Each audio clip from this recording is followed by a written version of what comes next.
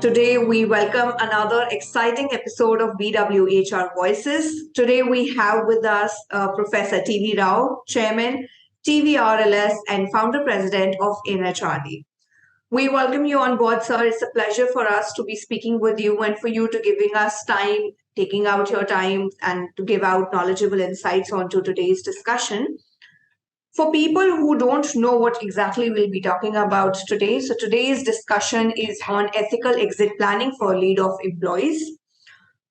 Just a small introduction of what we will be talking about within this forum today.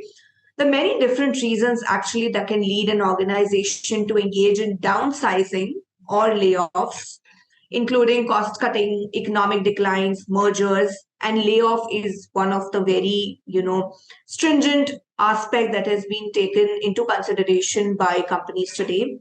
Although similarities exist between the ways an organization should handle a layoff as compared with termination for poor performance. But whenever an organization contemplates a layoff, it must consider the risks of running afoul of a number of federal and state statutes as well. In addition, certain common laws also claim that one can take on an added vigor in the context of layoffs as well. It is, I would say, indeed a very interesting as well as a very important topic for employees in today's times because due to amaze or unfortunate circumstances, this year has also begun with the layoff spree that has been carried on by companies across industries. Professor, I would like you to enlighten upon the fact that how, according to you, should organizations engage in the layoff process in ethical manner. It is important for the layoffs also, the exits also to be in a very systematic and stringent manner so that employees also do not face issues in asking or in looking out for new jobs in times to come. So what according to you should be the ethical way of exits? Thank you very much, Sugandh, for inviting me to this chat. So nice of you. Thank you, sir. I think it's a very contemporary and very important topic that you have chosen because this seems to have become pretty common, surprisingly post-COVID, whereas one would have expected after the COVID things were far better and there will be a lot more recruitment and a lot more things happening. But we saw in the newspapers many companies, quite known companies, resorting to layoff. Now, doing it ethically, first thing I would say is that it's very easy to take a decision to lay off. At least it appears, although I'm sure those who are involved in laying off people would have thought through a large number of issues and so on. But I think it is important to sensitize all those to have good planning, particularly what you are saying is ethical planning. Right. When you plan your manpower requirements, my recommendation would be, please think of all possibilities. Please project for the next 3 to 4 years. What is the kind of scenario that is likely to be in terms of your own company, in terms of technological development, in terms of the environment and so on. I think this is what we used to teach in all B schools, that your planning should start with long ahead. Although companies will say that I cannot plan beyond a year today because I think it's real VUCA world. It's totally volatile, uncertain and so on. But I would still recommend, just don't give up. Just because there is VUCA world doesn't mean that you should stop planning beyond 1 year. I think you should plan long term. And number two, you should now plan in terms of the skill requirements. Whatever business you are, I'm sure each company will reasonably know well the kind of expansion plans they have, diversification plans they have, mergers and things like that they have. I think it is very important to plan not in terms of numbers only, but more in terms of skill requirements. Today, skills are more predictable, more decipherable on a piece of paper. So I think you should do that. So this is number one. And number two, please remember the decision you take while as a company, while you may say that this is for the long-term benefit of the country, long-term benefit of the company, we can recruit more people or we rationalize, we give the right work, right commitment and so on. All these may be right. But remember that every single layoff, every single employee you laid off has created a lot of disturbances within his or her own family, environment, and the society, and also created, I think, a dent on your own kind of a brand. So you need to think of the consequences of this layoff. So plan well, think of the consequences, then manage the process. That is the most important part of it. I think most Right. organizations have they goof in managing the process. They think it is the job of the HR guys. I would strongly recommend some of them to read this book, which Arvind Agarwal and I have written on leaders in the making. We have documented the lives of 30 well known leaders, HR leaders. Now, Okay. out of these 30, at least about a dozen of them talked of how they were confronted in their younger middle management or senior days with this question of VRS, layoffs, and things like that, and how they dealt with it. One of them, for example, I'll just give, I won't take the names because if I give the name, then you wouldn't read the book. I think you should read the book to find out.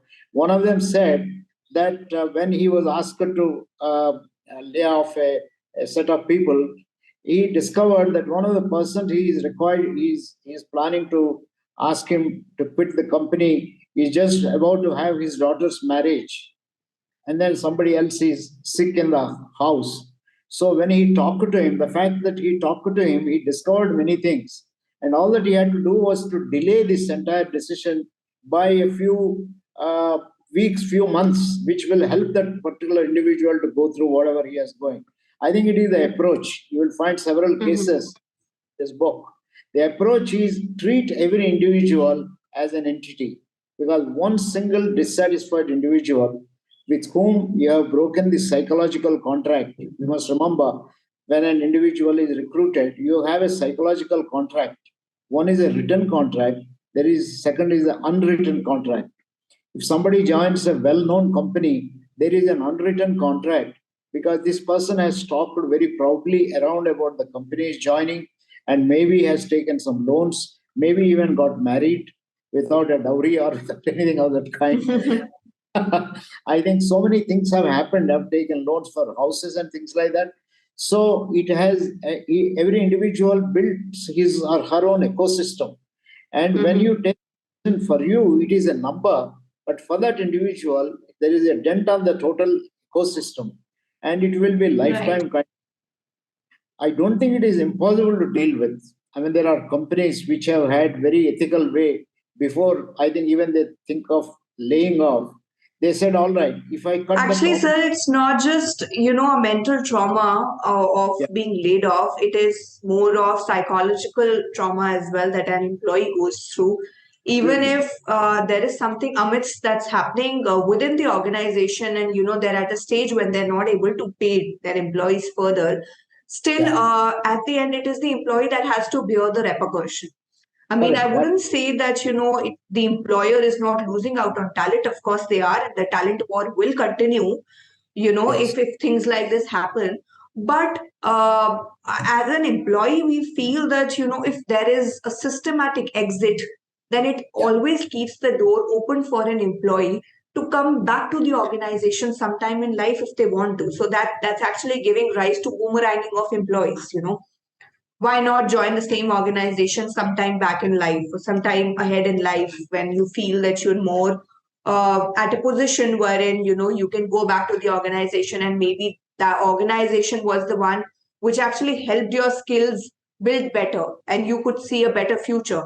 But if there is not a strategic decision of how the layoffs need to happen, then the morale of the employee also goes down. What yeah. would have to say? Do you think that or you think what role an ethical exit plays in an employee's life according to you? I think it plays a very significant kind of a role, because if you have managed the exit very ethically and very with compassion and with also respect for the individual who is leaving, I think the idea you are suggesting may not be. In fact, I think that's a great idea, that we are not laying you off. We are only saying that you are still on our rolls, When we need you, when we have an appropriate opportunity, we'll get you back. And I think that's a very important idea that you have struck on. The person continues to be on the rolls without pay. And this is something which can be built for those roles which you are not certain at the time of recruitment itself. Saying, and this is the expectation part of it, create an expectation in the individual. You're more or less recruited like a project staff for XYZ skills that you have. And we do anticipate at some point of time there is a skill redundancy in our company. So we are taking you for this particular period. And after that, we will still keep you on, but we don't want to guarantee that we'll be able to pay you or we'll pay some subsistence elements. I think these are all creative ways of managing the layoff, managing the exit ethically, with respect, and in a very humane kind of a way. I would strongly advocate the point that you are making. Don't just lay off people. When you have recruited them, you have entered into a psychological contract, particularly the unwritten contract. Unless you have put into the contract, you are only an employee for 2 years. After that, we are not very sure. If we have an opportunity, we'll continue to have you. Otherwise, we are sorry. I think this is what it is. I think gig employment is becoming the order of the day. If we are talking of things like moonlighting and a whole lot of other kind of things, I don't see any reason why companies cannot plan the right kind of recruitment. So layoff is planned recruitment actually. That is the way I would like to look at it. And Oh, say that, actually, and in the name of layoffs that have been happening this year, companies are naming it as, they did not do sustainable hiring. Just yes, giving out responses that, layoff is the reason of they not hiring in a sustainable manner cannot solve problem of an yeah, employee. And yeah, I wouldn't always say that, an employee is bearing the brunt, because so is the employer when there is, crunch of talent. When yeah, there is crunch of talent within an organization, that the organization is not able to bear this respective individual, then also comes a decline of organization at times. So absolutely. how do you think, in the name of organizations who feel that they haven't done sustainable hiring, do you think sustainable hirings in future can relinquish the process of layoffs, or do you think it is more of a mandate that companies can come out or come up with any time?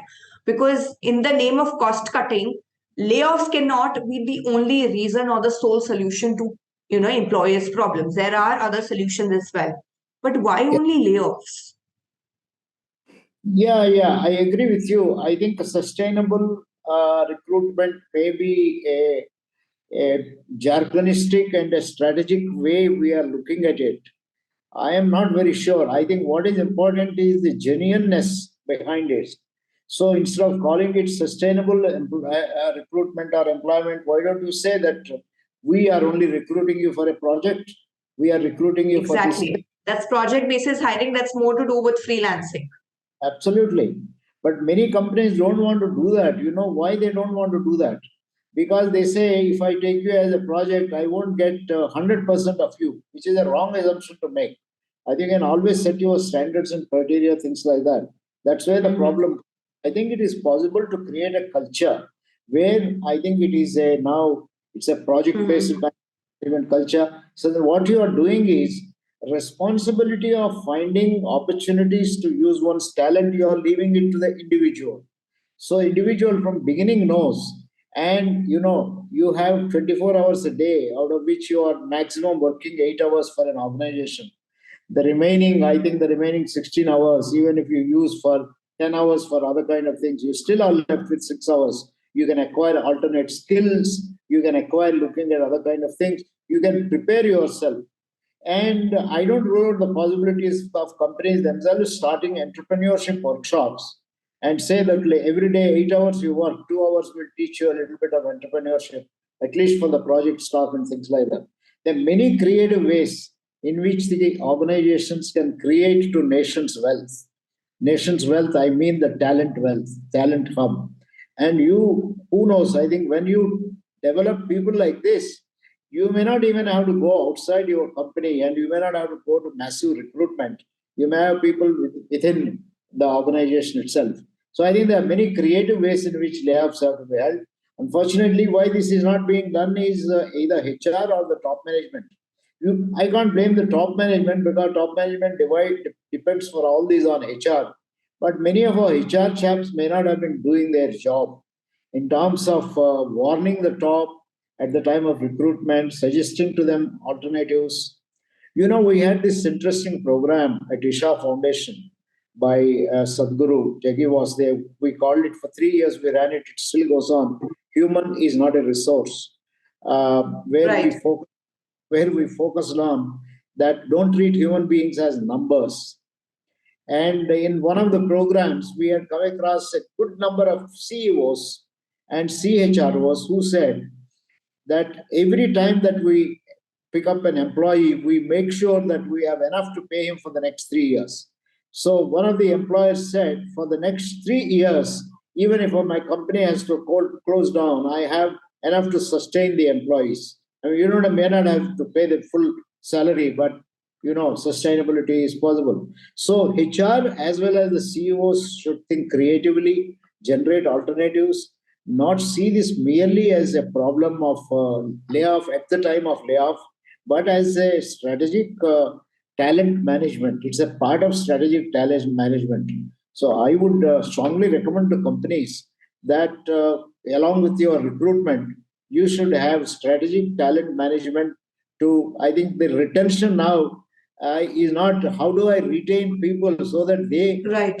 Continue to be with my company. I think it is a challenge for the company. How do I retain and continue to provide employment, grow in a way that I can absorb any talent and things like that? So I think I would like to see zero layoffs.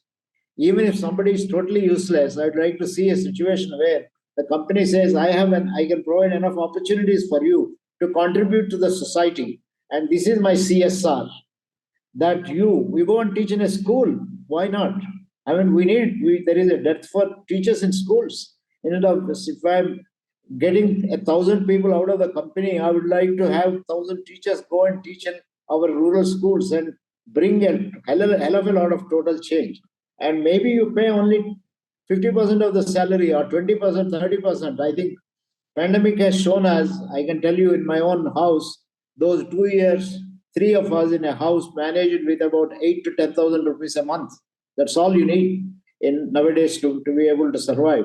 So instead of laying off the person, what you are saying is we are dedicating you to the service of the society. Mm-hmm. Since the work involved is working in rural areas and so on, we will only give you a sustainable kind of income. So that's a very respectable way of treating employees. I think there are many creative solutions. I would strongly favor organizations to think in No, I this. mean, and I feel, after hearing what you've said, I believe that, organization and employees would actually be hearing it out and planning a sustainable way of hiring wherein they do not have to lay off overnight.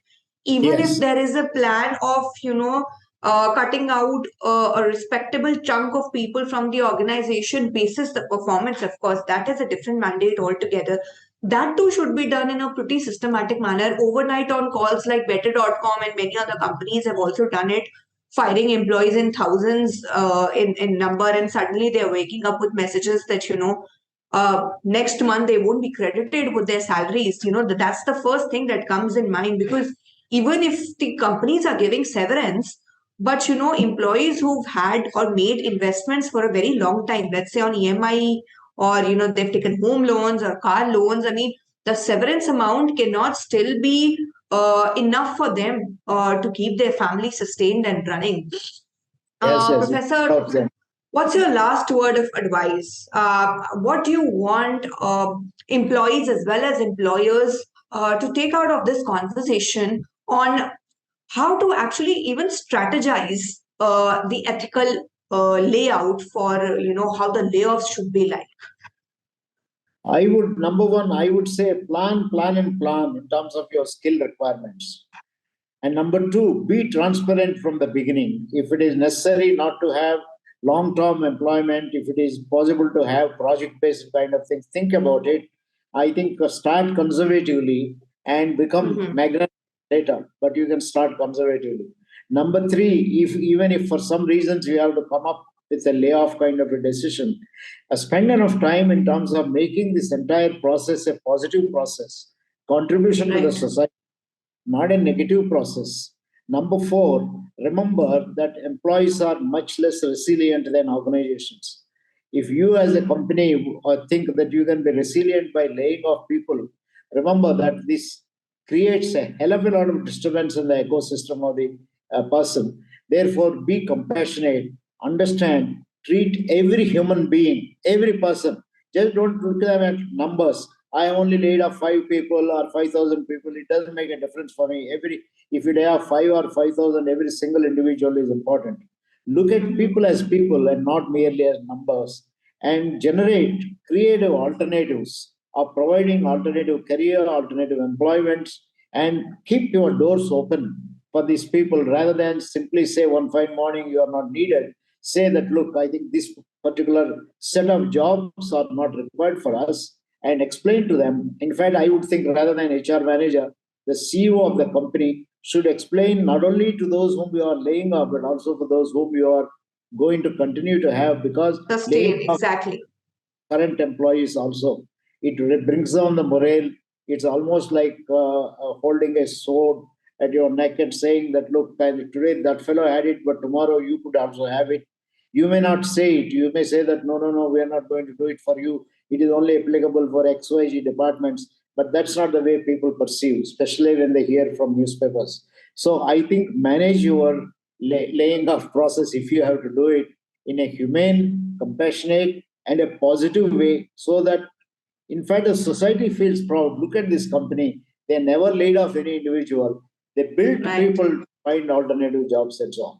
I think it might appear to be utopian, but I think if the companies can't do it, who else can do it? Because all companies are meant to serve the society. And this is not also the society. These are some of the takeaways.